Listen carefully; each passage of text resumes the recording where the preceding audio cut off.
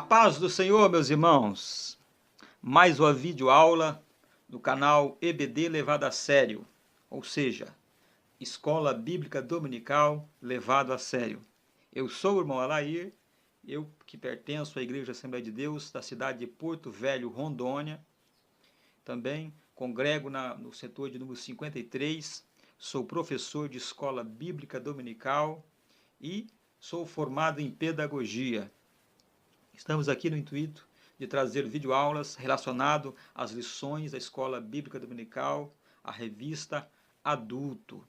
Para aí, essa revista que é editada pela CPAD, e essas lições que estamos todos os domingos, né, procurando trazer para os irmãos aí um material que venha deixar a sua aula atraente, né, para os alunos, né, e que venha a ser uma aula rica, né, com algo que venha cativar os alunos e com isso não venha ter alguns alunos, né, saindo, né, que na verdade vemos continuamente desaparecendo muitas pessoas da escola bíblica dominical, pessoas se afastando e isso é preocupante. Para mim, eu olhando isso aí, é muito preocupante essa situação das nossas igrejas, perdendo aquele foco genuíno, que é a questão da escola dominical. Muitos alunos têm se dispersado e também isso é porque temos aí continuamente alguns professores que não estão aí habituados com o assunto, não estão preparados, na verdade. Muitas das vezes é por falta de ensinamento, falta de algo a mais, né?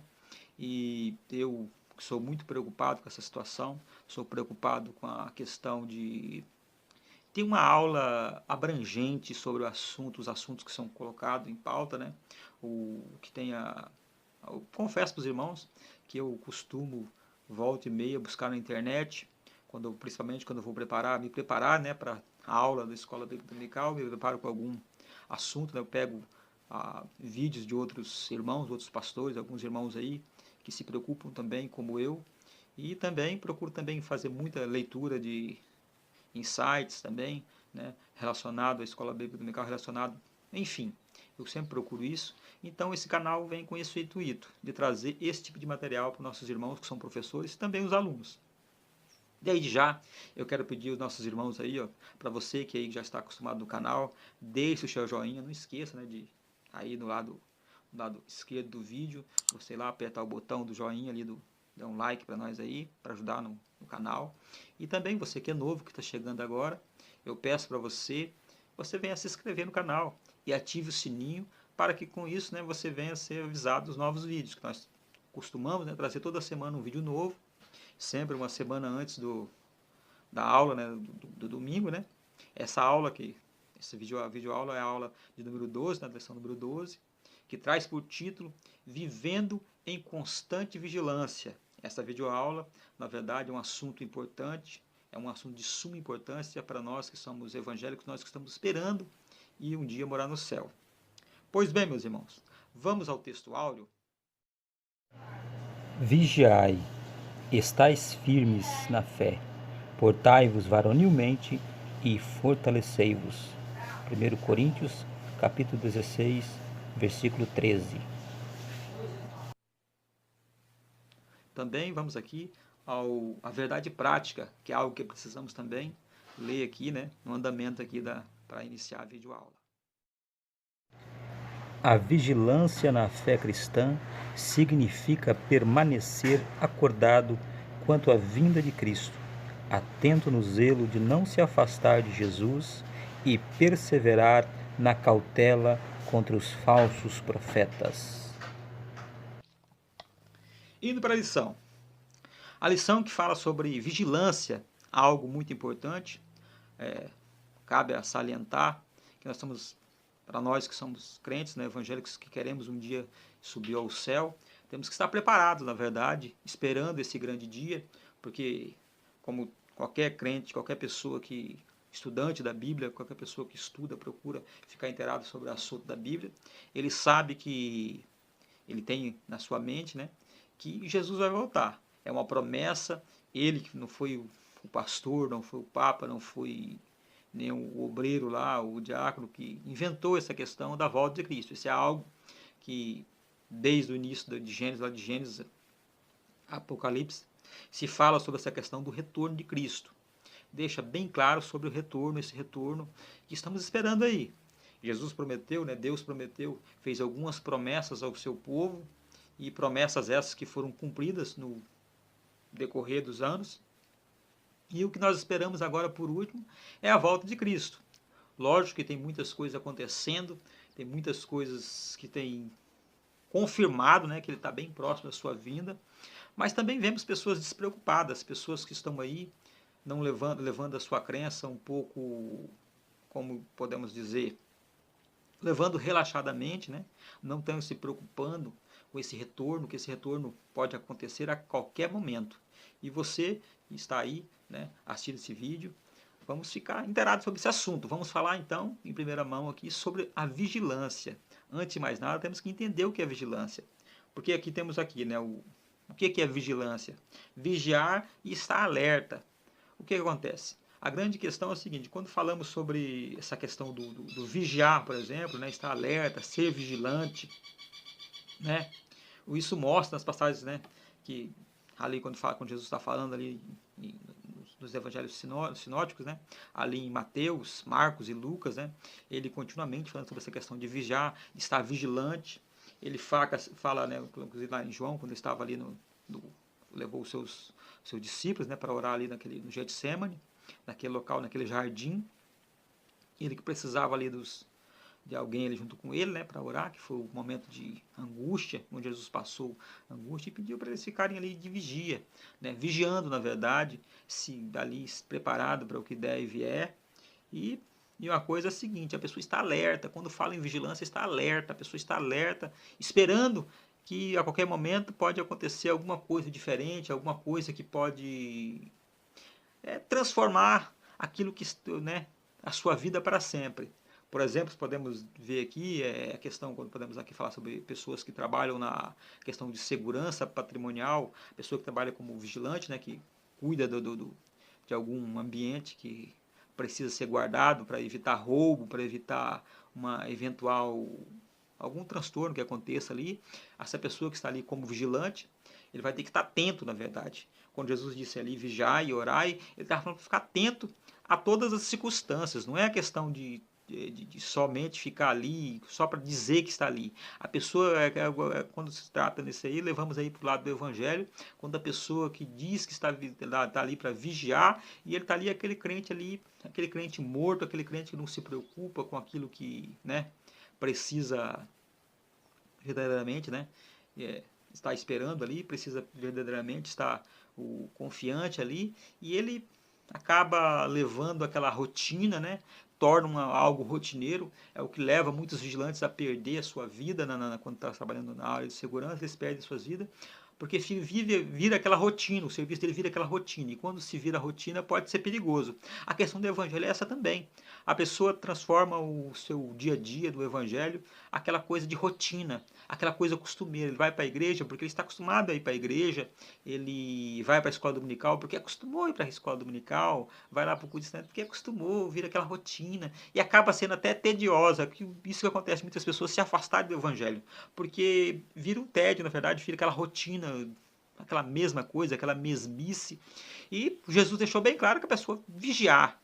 E quando se fala em vigiar, não é questão do estar acordado, né? Tem que estar sóbrio, ele tem que estar atento a todo movimento diferente. O que acontece? Quando falamos sobre essa questão de movimento, né? Falamos sobre os sinais que estão aí, né? Bem visíveis, sobre a volta de Cristo, sinais que têm ocorrido aí, guerras e rumores de guerra, pessoas que se dizem Cristo, né? Temos alguns aí, algumas pessoas que se dizem cristãos e na verdade não são, pessoas que se dizem pastores e pseudos pastores, pessoas que colocam a sua posição como se fossem pastores, como se fossem profetas enviados de Deus, mas na grande, quando você vai olhar ele profundamente, ele é uma pessoa, na verdade é só um lobo que está à procura de tragar alguém, de levar alguém para o lado obscuro, que é para longe de Cristo. Pois bem, meus irmãos, vamos aqui à lição, né, no segundo aqui, o segundo subtópico desse primeiro tópico, que diz assim, ó, vigiai, vigiar, guardar e cuidar. O verbo grego, né, que é agripênio, né, manter-se acordado, vigiar, guardar, cuidar. Isso só aparece 4 vezes no Novo Testamento. Que diz assim, 2 delas no sentido escatológico, né? Falando sobre a questão de o que há de vir, o retorno de Cristo, né, quando falamos escatológico, e fala também sobre o outro vocábulo, né, que é usado para indicar a vigilância nas orações e súplicas. É quando a pessoa ele fica naquela expectativa, né, e buscando a presença de Deus. Quando fala em vigiar, irmãos, a pessoa está em constante contato com Deus, está em contato com aquilo que ele está fazendo para Deus. Ele está em contínuo contato com aquilo que ele, né, que ele costuma fazer para Cristo, aquilo para procurar não se distanciar daquilo que Jesus ensinou na sua palavra. Tem muitas pessoas que têm se deixado levar, não tem por faltar vigilância, eles têm se deixado levar por falsos mestres, por profecias enganosas, ele se vê envolvido em conversa, como por exemplo, temos alguns assuntos aí sobre o aspecto, sobre a questão do microchip, né? As pessoas falam muito sobre o microchip, eu particularmente, eu vou deixar bem claro para os irmãos, eu não posso dizer aqui que o microchip seja a marca da besta. Quando fala sobre o microchip, as pessoas acreditam que seja a marca da besta. Eu não posso dizer que seja a marca da besta, porque até então ele é só uma especulação. Pode ser que seja, mas também pode ser que não seja. Eu não posso afirmar a marca da besta. Tá certo que existe muita coisa envolvendo isso aí, fala sobre a questão dele ser usado na testa ou na mão direita, fala sobre... Só que você vê algumas divergências sobre essa questão do chip, que é o seguinte, ele fica, a mão da pessoa, se a pessoa for usar na mão, já fica deformado. Imagina a pessoa usando na testa. Então, a gente começa a querer descartar a situação. Eu não descarto isso, que possa ser. Vou deixar bem claro para os irmãos, que tem pessoas que vão, quando ouvem nós falando sobre essas questões da marca da besta, e falam assim, o cara vai estar fugindo. Não. Na grande realidade é o seguinte, se é especulação, não é para ter certeza, as pessoas se envolvem nisso, nessa questão de especulação, que as pessoas criam certas teorias. Eu lembro quando eu era garoto, quando saiu a questão do código de barras, né? Vou até mostrar para os irmãos aqui o código de barra. Esse código, né? Tá bem aí, ó. O código de barra. As pessoas, o que acontecia? Eles, na época que surgiu o código de barra, as pessoas acreditavam que era o sinal da besta. Tinha pessoas que faziam somas ali, faziam uma multiplicação, algumas coisas ali, e dava o número 666. E eles acreditavam que era o número da besta. E as pessoas falam, cuidado, não sei o que, esse código de barra atrás é a marca da besta. E se vocês forem repararem bem, esse livro que eu mostrei para os irmãos tem o código da besta. É aqui, né, o livro que fala sobre a lição nossa, que eu sempre procuro estudar, para trazer os assuntos aqui para os irmãos, né, daqui da escola dominical, algo que eu sempre uso. E ele traz o código de barra, que na época, né, era considerado a marca da besta. Então o que acontece? As pessoas se envolvem nesse tipo de coisa, em falsas teorias, em suposições, eles acabam se atolando nesse tipo de coisa e ele acaba perdendo foco. Ele perde aquilo que é o foco. O foco é Cristo. O foco é Cristo. A vigilância está nele, naquilo que a palavra fala. Se a pessoa estiver alicerçada nessa sã doutrina, ele não vai se desfiar dessa verdade. Ele não vai ser levado por ventos de doutrinas que continuamente aparecem doutrinas novas aí. Isso é algo preocupante mesmo. Doutrinas novas que têm aparecido no meio cristão. As pessoas, hoje em dia, por exemplo, se você for olhar bem, o evangelho hoje não é mais aquele culto ecumênico, aquela questão do culto direcionado a Deus. Hoje virou um palco, né, para show gospel. E aí vai. Então o que acontece? Uma pessoa que está alicerçada na fé, né, como diz aqui no terceiro subtópico aqui, do primeiro tópico, né, que diz assim, vigiai e seis sóbrio, né, que o verbo néfel, né, literalmente ser sóbrio, mas que aparece no sentido figurado de vigilância combinado com Gregório, né, que seu uso no sentido próprio pode ser visto em outras partes do Novo Testamento. Existe ainda o verbo, né, eknefel, que só aparece uma vez no Novo Testamento, traduzido por vigiai, que é na Almeida Revista e Corrigida, e também na atualizada, né, revista atualizada, né, Almeida atualizada, revisada e atualizada, e na Nova Almeida atualizada. E por despertar na tradução brasileira. Isso é algo que acontece o seguinte, quando fala sobre essa questão do estar sóbrio, é você estar ciente, você estar no seu, como diz, no seu quando a pessoa não está sóbria, porque está bêbado, né? Aí quando a pessoa está bêbada, ele não diz coisa com coisa. E quando ele está sóbrio, ele existe um alicerce ali naquilo que ele está falando, naquilo que ele está colocando ali na sua fé. Ele está ali, tem um alicerce ali que vem sustentando ele no seu dia a dia. Esse é o verdadeiro significado, estar sóbrio. Ele ter algo aonde ele possa se apoiar, algo que venha vindo diretamente do coração de Deus para o nosso entendimento. Pois bem, vamos aqui no segundo tópico, meus irmãos, que está aqui, né? O segundo tópico diz Jesus no Getsemane. Getsemane, né? Que é um lugar assim identificado em Mateus e Marcos, né? Em Lucas ele é conhecido como o lugar, né? O local, aquele lugar. E em João ele é conhecido como, né, a prensa do azeite, né? Era uma área localizada no sopé do Monte das Oliveiras, onde o Senhor Jesus costumava se reunir com seus discípulos. Ou seja, é um lugar de, como se fala, prensa do azeite, porque levamos a lembrar aqui, né, para quem já estudou sobre esse assunto, que quando vai fazer o azeite, né, nós pegamos a oliva, a oliva, e para tirar o azeite ela é prensada, ela é imprensada, e com isso ela sendo imprensada, ela se tira o azeite, esse azeite que é usado na culinária, e também era usado também como combustível, né, para acender a lâmpada, e também para unção, esse azeite. Então ele era prensado.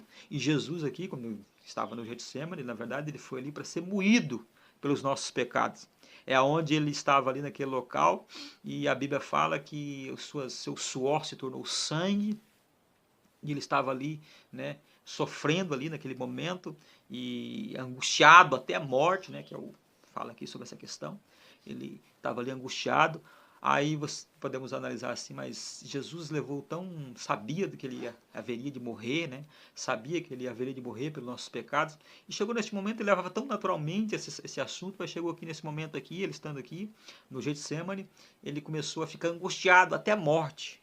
Ele começou a ficar angustiado até a sua morte. Aí o que acontece? Mas por que aconteceu isso aí? É porque naquele momento, meus irmãos, Jesus estava se separando, na verdade, por estar levando o nosso pecado sobre os seus ombros, o pecado de toda a humanidade. Naquele momento ele estava se separando, porque para uma pessoa que costuma ler a Bíblia, costuma estudar a Bíblia, ele sabe que Deus não tem como estar junto do pecado. Ele, na verdade, ele ama o pecador, mas ele não tolera o pecado. Ele tem nojo do pecado. E naquele momento Jesus estava levando sobre os seus ombros todo o pecado do mundo, todo o pecado. Não era somente o pecado de uma pessoa, mas de todo mundo ele estava levando aquele pecado. Então ele estava angustiado porque naquele momento ia acontecer a separação entre ele e Deus, entre o Filho e o Pai. E isso era angustiante, porque é aquela questão da pessoa que procura servir a Deus, a pessoa que procura servir a Deus, que tem convicção da sua salvação, tem convicção que foi chamado por Deus, e ele cai em pecado. Quando ele cai em pecado, ele fica angustiado, porque há uma separação. Não é à toa que Davi, quando estava lá, quando ele pecou contra Deus, o que é que ele fez? Ele, Senhor, pode fazer de tudo, mas não retire de mim o seu espírito. E Jesus, naquele momento, ele estava se separando do Pai. Por quê? Por causa do nosso pecado. Isso é algo que por isso que ele estava ali angustiado. Estava suando, o suor dele se tornou sangue, angustiado pela questão dos nossos pecados. Pois bem, o cálice. Aqui no cálice, né, quando ele faz essa expressão que Jesus usou, Pai, se for possível, afasta de mim esse cálice. A grande questão que temos que colocar aqui em mente é o seguinte: havia possibilidade dele retirar esse cálice. Preste bem atenção, o cálice é o quê? O que é o cálice? O cálice que ele havia de tomar, aquilo que ele havia de passar, aquilo que ele sabia que naquele momento que ele estava ali, né, ele se separar de Deus, mas ele lembrou naquele momento, né, lógico, ele tinha ali aquela questão, estava muito em jogo, estava em jogo que é a nossa salvação. Então o que aconteceu? Jesus vai, naquele momento, ele olha assim, se for possível, retira de mim, né? Se for possível, retira esse cálice, mas que seja feita a tua vontade. Que é aquela questão seguinte, que era da vontade de Deus, que o povo, o homem, fosse redimido, que o homem fosse restaurado. Então, o que acontece? Naquele momento, ele precisava estar ali, né?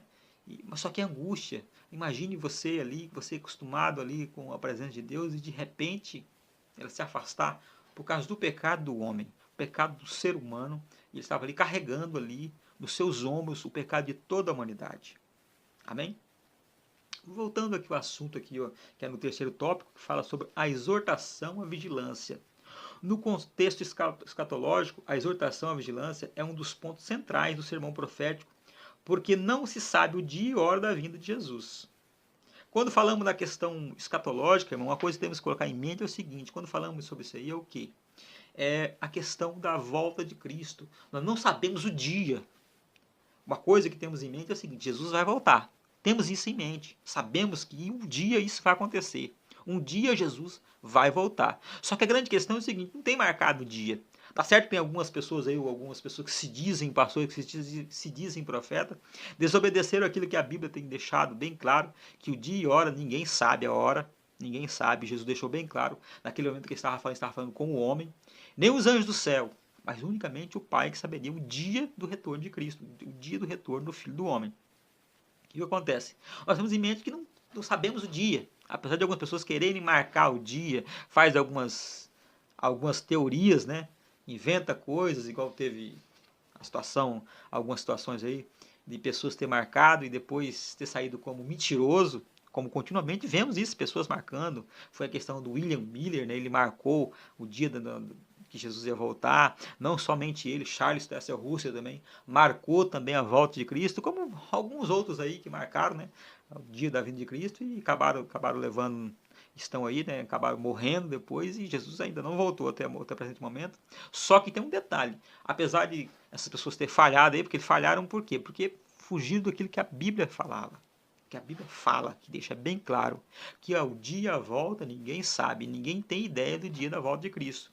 O que devemos saber é o seguinte: que um dia ele vai voltar. Então temos que fazer o quê? Temos que estar vigiando, esperando continuamente, para que não venhamos perder a nossa salvação, porque a volta de Cristo pode ser a qualquer momento. Eu posso estar fazendo vídeo aqui, ó, neste momento aqui, e Jesus voltar nesse momento e puf, sumiu. Ou também eu posso estar lá, ó, daqui 1 hora, daqui 2 dias, daqui 1 ano. Não sei o dia que ele pode voltar. Pode ser que. Só que também é aquela questão. Nós sabemos que um dia ele vai voltar. Então temos que estar preparados, temos que estar vigiando sobre essa volta. A mesma coisa acontece com a pessoa que morre, porque nós sabemos que a pessoa, quando ele morre, Jesus já voltou para ele. E se voltou para ele, tem que estar preparado. Ele tem que estar ali ciente. Né? A qualquer momento Jesus pode voltar, mas também ele pode ser pego. A morte pode vir buscar ele. Jesus pode pedir a sua alma a qualquer momento. E aí? Como é que fica? A pessoa tem que estar preparado. É algo preocupante. Quando se fala nisso, estamos falando sobre a vigilância. A pessoa tem que estar vigilante, vigiando esse retorno. Pois bem, vamos aqui ao segundo subtópico, que diz a vida cristã. Quando falamos é o seguinte: a vigiar é o quê? A questão do vigiar na vida cristã. É quando a pessoa está preocupado no seu dia a dia, está preocupado na questão de estar conforme a palavra de Deus manda, conforme a palavra de Deus cita para ele, como coloca para ele. Então o que acontece? Ele se distancia do pecado, ele procura andar em santidade com Deus. Isso é vigiar. A pessoa, quando procura andar na presença de Deus, ele está vigiando. Ou seja, ele está ali continuamente buscando fazer a vontade de Deus, buscando fazer a vontade daquele que o criou, daquele que o chamou. Essa é a vida cristã, o vigiar na vida cristã. E também tem a questão do vigiar e orar, que é o terceiro subtópico aqui, ó, que fala sobre a questão da pessoa vigiar. É o que? A pessoa tem que orar, só que tem que estar vigiando, tem que estar prestando atenção na sua volta, porque a qualquer momento ele pode ser enganado, ele pode ser tapeado se não estiver vigiando. O que adianta a pessoa estar lá em constante oração, orando, mas não está vigiando? É o que tem acontecido com muitas pessoas. São pessoas de oração, são pessoas que estão ali buscando a presença de Deus, vai para o monte, jejum 1 hora, está ali continuamente, mas não vigia. O que acontece? Não vigia, e o que acontece com ele? Ele pode ser enganado, pode ser enrolado por um falso profeta, por uma pessoa que se diz cristão, que se diz servo de Deus, chega com uma profecia falsa e ele é levado para aquela profecia. É algo que tem acontecido continuamente. Muitas pessoas estão se deixando levar por esse tipo de doutrina, por doutrinas diferentes, doutrina que vai contra o que a Bíblia fala. Aí o que acontece? Ele acaba não vigiando e deixa a salvação escapar entre os seus dedos. E tem essa questão também do vigiar e orar sobre o espírito e a carne, porque nós sabemos que a carne, ela luta continuamente contra o nosso espírito, continuamente está lutando. É tanto que Jesus, quando estava saindo, ele voltando, encontrou os seus discípulos ali dormindo, ele falou assim, ó, vocês não conseguiram ficar aqui, não conseguiram passar nem uma hora ali, ó, vigiando. Na verdade, o espírito está pronto, a alma está pronta, o espírito está pronto, mas a carne é fraca. Quando fala sobre essa questão da carne, fala sobre a fragilidade nossa. Nós somos fracos demais.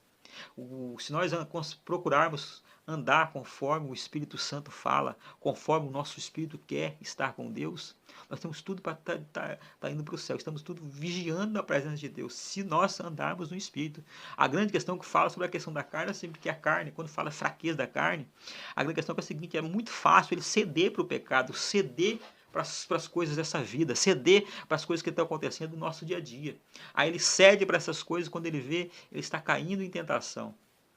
Então o que acontece? Se a pessoa estiver em constante vigilância com Deus, em constante vigilância, não vai ser levado para esse tipo de coisa, não vai ser pegado de surpresa, ele vai estar ali, quando chegar alguma coisa, quando Jesus voltar, ele vai estar ali de olhos abertos, os ouvidos estarão ali atentos ao chamado de Deus, ao chamado do Todo-Poderoso nas nuvens, buscando os seus servos aqui na terra.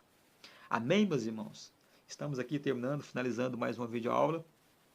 E desde já eu peço para os irmãos me ajudarem aí no andamento do canal.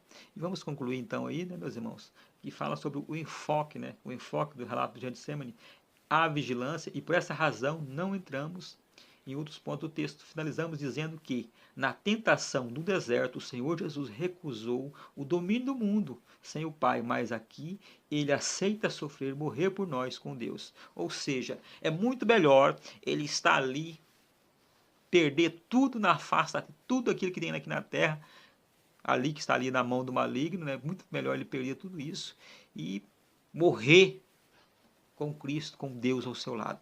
Foi isso que Cristo deu. O que ele está falando aqui? Quando Jesus estava sendo tentado pelo inimigo, o inimigo chegou na última cartada, ele falou assim, ó, eu te dou todo esse que estava lá no alto monte, mostrou todos os reis do mundo e falou bem assim, ó, eu te dou tudo isso se você prostrar e me adorar. Ou seja, tudo que você vê aqui, tudo que você vê aí, toda a glória, tudo aquilo que tem aqui na terra, eu te dou só para você me adorar. Ele estava ali sem Deus. Só que no momento da sua morte, ele estava com Deus. Aí a pessoa olha assim, mas irmão, você não falou que ele estava se separando? Não, estava sim. Naquele momento ele, como um homem, levantou do pecado, ele estava assim, sem, na verdade, ia se desligar. Só que aquele negócio era grande, a vontade do Todo-Poderoso. Amém? Vamos encerrar aqui mais uma videoaula. E desde já eu agradeço os meus irmãos que estão aí, nos ajudando aí no canal. E peço para vocês, não esqueça de dar o joinha aí no canal, aí no videoaula.